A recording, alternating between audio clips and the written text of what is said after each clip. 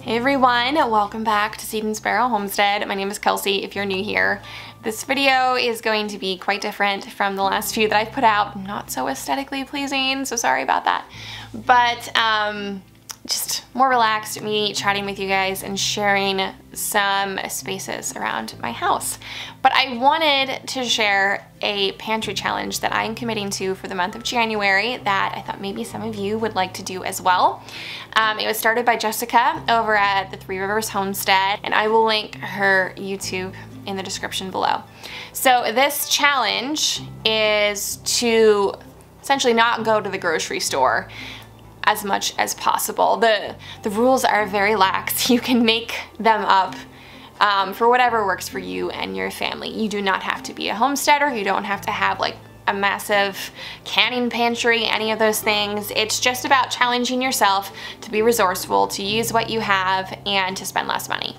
So I am committing to the month of January, and I am making exception for myself. We don't produce dairy on our homestead, at least not yet, nor enough fresh fruit. So I'm allowing myself a very small grocery budget per week. I'm thinking $30 should be enough for our dairy products and our fruit because I don't want to give them up. That wouldn't be good for our diets. So that is an exception I'm making for myself, but everything else I'm going to be pulling from what we currently have in our freezers and in our pantry.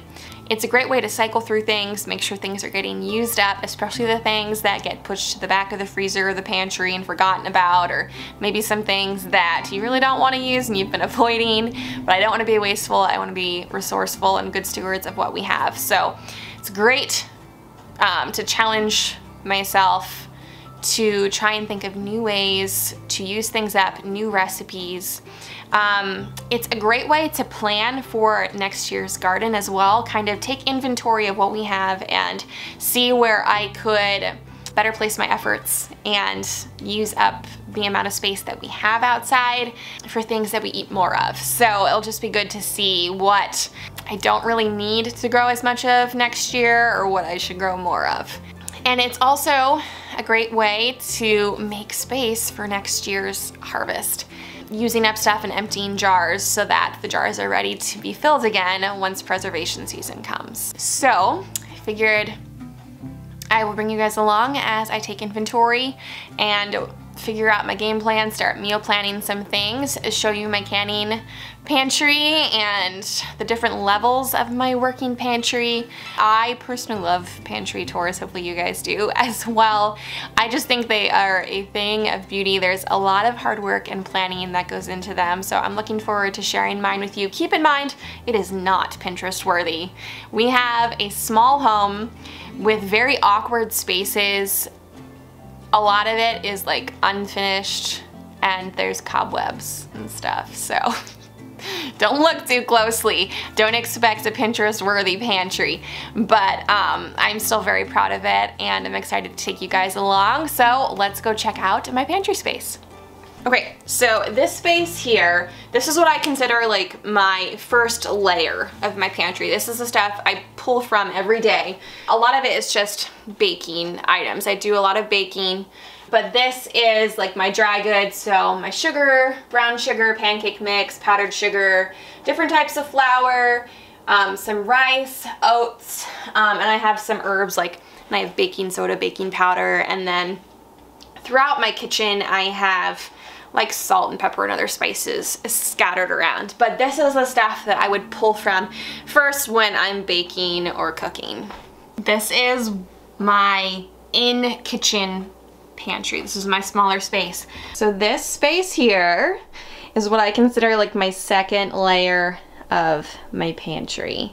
It has some bigger bags here and behind of flour and sugar and oats, salt, those types of things that I can replenish those jars with. I have all of my spices in here. These are mostly things that I don't use a ton of, the everyday items I have out on the counter. And then just some snack items in here, as well as like the bulk of my pasta. I do have some pasta stored in like Mylar bags in 5-gallon buckets downstairs. But these are things that I pull from pretty often, as well as I buy rice in bulk. So that's just kind of what I pull from on the daily, and some little bit bigger items that I pull from to replenish the jars out here and cook with on the daily. Don't mind my laundry. Real life, that needs to get done. And we do have laying hens, so we have a fresh supply of eggs as well, so I don't need to buy those for the challenge. The light in here is absolutely horrid, so I'm so sorry. I'll bring the camera up closer just to show you everything that I have, but I just kind of wanted to give you an overview of the space. And when I said our home is small and awkwardly laid out, I meant it. Like, this is the best angle that I can get in our space. But this shelf here, my husband built for me last year. Previously to that, we just kind of had things all over the place, wherever we could find a spot, and it was getting hazardous. Things were getting broken, we were tripping, so something had to be done. We built this shelf, I think, for under $100. We had a whole bunch of extra lumber from old projects, and we bought some rough cut lumber. So it's nothing that's Pinterest worthy, but it does the job. I made it look a little bit nicer by painting it. I used chalkboard paint, so that way I can kind of label things. It's especially helpful for my husband if I send him down here, so he's not just looking at a sea of jars wondering what in the world am I looking for. So I kind of have things categorized and some of them labeled specifically. But on the top shelf, I have all of my like store-bought canned goods. I shop at a lot of Benton Dents, and we have a lot of local Amish and Mennonite stores, and they get things at the best prices, so I shop there frequently. And when I see things on a special, I will buy a whole bunch of them. I definitely could can my own beans with dry beans, but for convenience sometimes I like to just have store-bought beans on the shelf. So I've got a whole variety of those. Some canned pumpkin, because that's not something that I can can. Enchilada sauce, tomato paste. Tomato paste, to me, I just don't think it's worth the time to cook it down with homegrown tomatoes for the amount of yield that you get. Like, it's just, all the more power to you if you do that, but I just feel that my time is better spent preserving something else. So I just go ahead and I buy store-bought tomato paste. I've got different types of fruits, some peas and green beans and beets that I had found on sale and I just couldn't pass it up. And I also have things like baked beans. Just, they're not the greatest thing for you, but it's a matter of convenience, and sometimes I just need a really quick side dish to a meal. Okay, switch the camera to the other side, so hopefully this is better lighting. But we'll start here with my tomato products. So these rows here, this is all of my tomato sauce. I can it without any seasoning because then I just think it's a little bit more versatile and I can use it in different types of dishes. And the different colors you see is just on what tomatoes I had used for the batch. The darker ones probably had some of like the purple shouldered tomatoes, or like the black creme in it. And this is like my prized possession this year. I grew enough of Dr. Witchy's tomatoes to have this beautiful like golden orange tomato sauce, which I just love. My kids think it's cool, so I'm excited about that. The next thing I have here is a tomato basil soup. Super nice just to have on hand if we're running late and I need a quick meal. Super easy sourdough grilled cheese with some tomato soup on the side. I would really like to focus on putting up some more like meal in a jar type canned goods this winter, just for convenience. We recently got over like a huge bout of sickness. We were sick for like almost 3 weeks straight, and it would have been so nice to just come down here and pull some jars for some quick meals. So that's definitely a goal of mine this winter. Next up here, I do have some pizza sauce. I did that for the first time this year. I just honestly had a lot of tomatoes and I wanted another way to use them. We already had plenty of salsa, so I didn't need to make any more of that. This salsa, I believe, is a choice salsa that you can find the recipe in the Ball Complete Book of Canning, and it kind of allows you to make it however you want. But that stuff's really good. We enjoy that. This is some salsa verde from almost 2 years ago now. I had made a lot of it, and honestly, we just didn't love it. So that needs to get used up. I'm thinking maybe using it as more of like a marinade with chicken and using it in tacos, that type of stuff. So I probably won't make salsa verde again. That's just our family's preference. We don't love it. This here is a peach barbecue sauce. It is awesome. It's so good on pork or chicken or fish. It is a little bit on the spicy side, but not too spicy. My kids like it. So that's the peach barbecue sauce, and pretty much everything that I preserve, you can find the recipes in one of the Ball preserving books, and I'll link those in the description for you guys. This is a new thing this year that I haven't actually tried yet. It is a Victorian barbecue sauce. It has, I believe, like rhubarb and raisins and brown sugar or maple syrup. I forget what it has in there, but I'm probably going to be trying this in the next few weeks, so I'll let you guys know how I like it. It smelled really good, and I did taste a little bit off a spoon, but until you really have it with a prepared meal, you just don't really know how much you're going to like it. Okay, so down here, next row, we don't grow a whole lot of our own fruit yet. We do grow enough of our own strawberries, at least for my canning preservation, not for canning and fresh eating, but hopefully one day we'll get there. I did purchase some organic cherries that I canned in 2 different ways. These are cherries in syrup, and this is cherry pie filling, and we've tried both and they are fantastic. These are homegrown strawberries that I canned in syrup as well. Some ways that we love to use up fruit in a syrup or a juice. Really great in oatmeal, baked oatmeal, over yogurt, granola, obviously in desserts, or you can use it as an ice cream topping. Lots of different ways to use that stuff. This here is a strawberry lemonade concentrate. We have tried this and it is wonderful. It stretches a long way. It's a concentrate, so we can get like 4 pretty big like cups out of one of those jars. This here is something I haven't tried yet. It was kind of a last ditch effort to use up the abundance of my garden zucchini. And it is mock pineapple. So it's literally just zucchini chunks, pineapple juice, and I think sugar. There might have been some water in it too. From what I have heard, it tastes just like pineapple, canned pineapple, but the texture is obviously going to be a little bit different. So I have plans to use that in some different types of breads and muffins. So we're gonna be using that coming up soon. I'll let you guys know how that is. And then next up, this is kind of like my jams and jellies, butters section. But this is something that I've realized my family just does not eat a ton of. I will see a recipe and I'm like, oh, that sounds so good, and it is good. We just don't eat a whole lot of it. They're just very sweet and they're not so versatile. So I'm gonna have to get creative and figure out some ways to use up all of these jars. There's got to be like 35 jars of jams and jellies here, and some of them are getting a little bit older and we need to figure out a way to get them out of here. So I've got apple butter, which is phenomenal. If you've never tried apple butter, you need to. I have a video where I made this stuff, and I can link that below if you're interested in trying it. This is wineberry jelly, strawberry chamomile jam, maple strawberry smooch. This is a little bit more liquidy.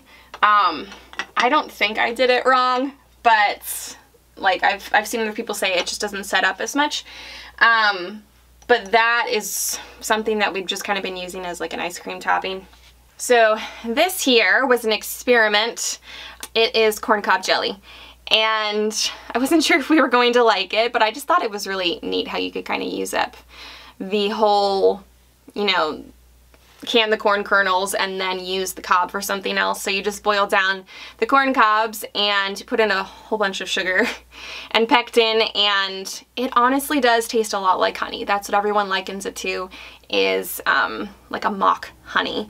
And it is very good. I made a lot of it and we just haven't used it up. So we need to use this guy up too. I've got some strawberry rhubarb jam, some raspberry lemonade jam. This is peach butter. I think this is grape jelly.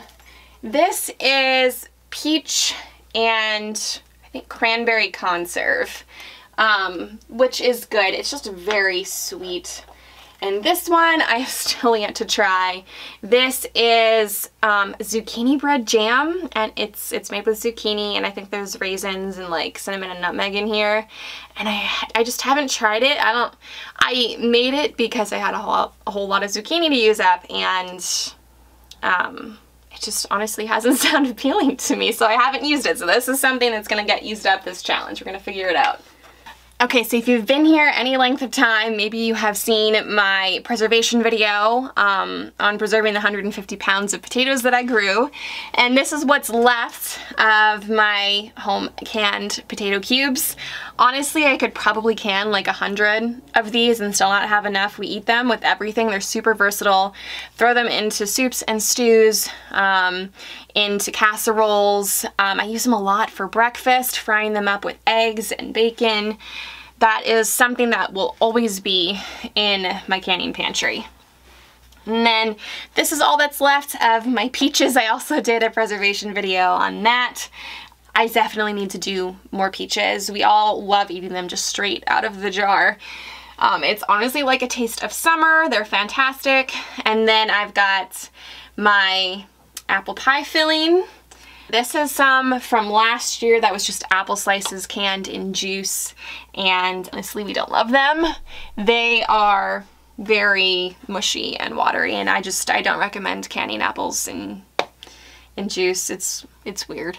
And then this is just some bigger jars of apple butter, and then this is all of the applesauce that we have left from my apple canning escapade earlier in, I think it was in November or maybe October, but we aren't going through this as fast as I thought we would, but that's fine. This should probably take us pretty well until the next time that I make applesauce.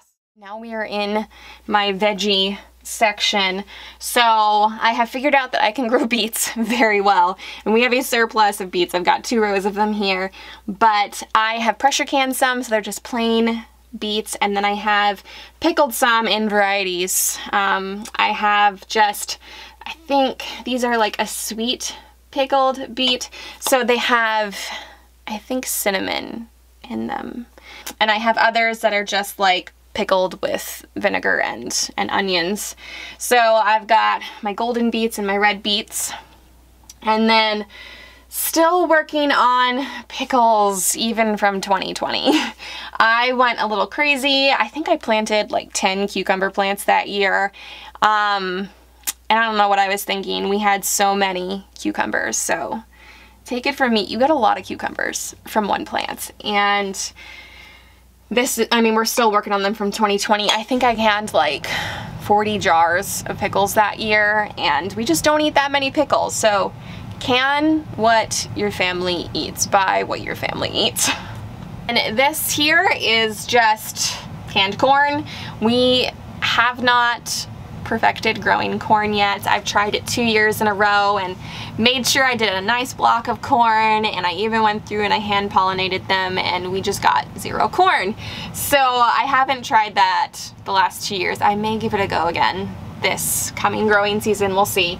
But we have a local farm that produces great corn, so just went and supported local, and that I pressure canned. And then I just have pressure canned green beans and carrots that I did grow here on our homestead. The green beans are fine. We eat them no problem. But I will say that the canned carrots are just funky to me. Like, none of us like them on their own. They're fine if we put them into like a soup or a stew or casserole, any of those sorts of things where there's other ingredients with it. But just as a side, the texture and the taste that they get from canning, we just don't enjoy. So I am probably not gonna focus on canning carrots much, if at all, this coming preservation season. We do have a freeze dryer, which I am super thankful for, and that has just become a better method of preserving carrots for us.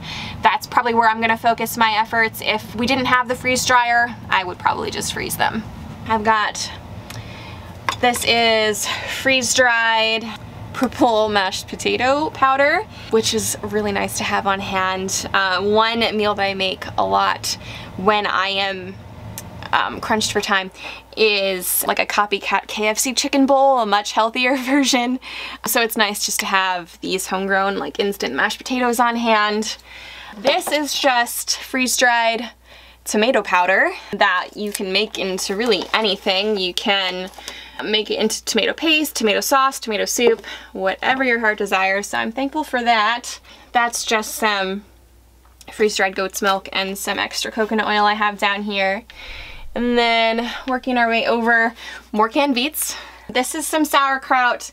I don't typically can sauerkraut because then through that process you're losing all of like the good bacteria that has formed in there. So I don't love doing that, but we just had a surplus that I could not use it all up and I was out of freezer space. So it got canned. So that is here. This is an item that's perfect for this challenge. It's pickled okra, and we just had a whole bunch of okra last year and I was like, I'm gonna try this, and my husband and I both have just not wanted to try it, so we need to break that out and use it. And then this here is like my pepper section. These are like sweet pickled peppers, like the types that you would get at a sub shop. And this is Italian marinated roasted red peppers. These are wonderful. They're great in just to add to his spaghetti to like spice it up. Any sort of Italian dish. These are pickled banana rings. We love those on pizzas or cheesesteaks, on salads. Those are great. I've got a whole bunch of those. I need to dial back on my growing of peppers. We don't eat a whole lot of fresh peppers. I don't tolerate them very well. And the only person that really loves them is my husband, and he just can't eat as much as I have grown. So we're gonna dial it back on the peppers next year. And then this is cowboy candy. That's something I think I will always have in my pantry. We love it. The one year my jalapenos got like super spicy, so we've been using it sparingly, so we have a whole bunch left. But this is great to use. We left on top of chili and tacos, of course. We eat a lot of enchiladas and quesadillas, that type of stuff, so that needs to get used up too. We've got a lot of it. And then this is the syrup left over from cowboy candy, and I have heard this is great for like marinating chicken, pork. I think beef would be fine too, but it gives it a great flavor, and it's a great way to use up everything because you're always left with extra syrup from the cowboy candy. So, and if I didn't explain, cowboy candy is just pickled, sweetened pickled jalapenos, and it is awesome. All right, and then my last shelf here, this is more just some store-bought stuff and some canned things. I like to keep maple syrup on hand. I sweeten a lot of things with maple syrup as well as honey. I've got my mustard and ketchup, as well as like my cooking oils. These are things that I can find really cheap at like the Bent and Dent stores or the Amish surplus type stores, so I stock up on things like that. Worcestershire sauce, mayo, and then I've got a little bit of canned meat here. This is something else I want to do more of so that I can easily pull from the meat and like have more of a ready-made meal or a very quick meal. But I have some beef cubes, some venison cubes, and then I just have two types of juice here. I've got cranberry juice, which I made in one of my last videos, and some leftover apple juice from last year. Along the very bottom here, this is where I keep a lot of my bulk dry goods that I replenish that second layer upstairs, which replenishes the first layer. So I've got bulk rice and sugar and beans. I have pasta. I have a few different types of flour and salt, oats, that type of stuff. And then we do, you know, just in case of emergencies, we have purchased some of like the number 10 cans of different types of freeze-dried food, as well as some of like the variety buckets you can get for like breakfast, lunch, and dinner. We have some of those. Whenever they go on sale on Amazon, I usually buy up a few. Over here, this is where I keep all of my extra canning jars. So they sit there until I have use for them. But this is just some odds and ends, honestly. I always keep different juices and vinegars on hand, some extra canned fruits, and then all of like my Ziploc type bags and parchment paper, freezer paper, that type of stuff. I try to always have that stuff on hand. And those are just some convenience foods up there. Nothing special on this side. And over here on this rack, this is where I keep a lot of my canning things. I have a whole bunch of containers of lids, some extra toothpaste, toothbrush, like hygiene items, cleaning items, spices, batteries, those types of things up there. Some extra convenience food. I just like to have it on hand. I do make a lot of things homemade, but sometimes I'm pressed for time, and sometimes honestly I don't feel like it. So no shame, I purchase some things for convenience.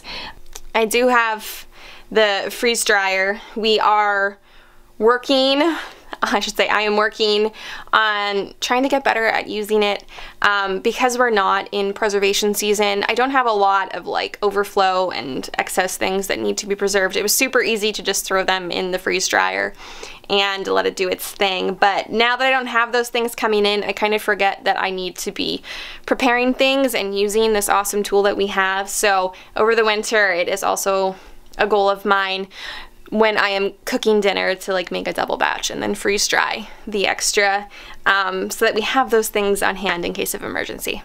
Alright you guys, it's the next day. I was not able to wrap up this video yesterday.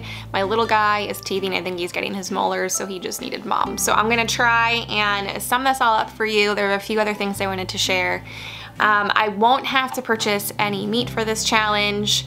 We either buy our meat in bulk, we get a quarter side of beef like every 6 months or so, and we raised our own meat birds this year, as well as went in with some friends.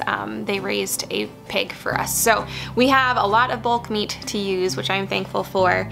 And in our freezers, we also have some produce left from the garden and various other things. I think I have maybe about 30 pounds of the potatoes from the garden left over, as well as some squash laying around in different places, so I'm gonna try and use up those things as well. I will do my best to document some of this process. If I find a creative way to use something up and I think it'll be helpful, I'll make sure to share it with you all. If you have any ideas on ways to use up some of these things, especially the jams and jellies, I need to figure out something to do with all of those, or else they're just gonna be getting gifted to people. But if you have any ideas on ways to use up all of these things, please drop it below in the comments. It'd be very helpful. And let me know if you're gonna participate in this challenge too. It's just fun to know who you get to do it alongside with. I thank you all so much for watching. Hopefully you enjoyed this tour. Don't forget to like this video and subscribe to my channel. I greatly appreciate it. I hope you all have a blessed day, and I will catch you in the next one.